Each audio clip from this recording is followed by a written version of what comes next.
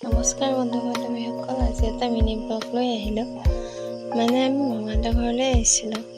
তাৰে আজি ভাবিলোঁ যে মামাহঁতৰ ওচৰৰে মন্দিৰ, মামাহঁতৰ ৰাইজৰ মন্দিৰৰ পৰা এপাক আহোঁগৈ। মন্দিৰটো বহুত মাহাত্ম্য থকা মন্দিৰ।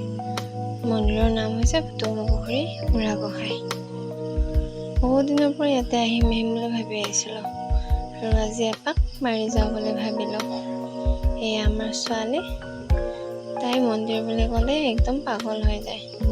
সেয়া মন্দিৰৰ ভিতৰলৈ সোমাই গ'লোঁ আৰু মন্দিৰৰ পৰিৱেশটো বহুত ভাল লাগে। তাইতো সেৱা কৰি কৰি একদম তত পোৱা নাই।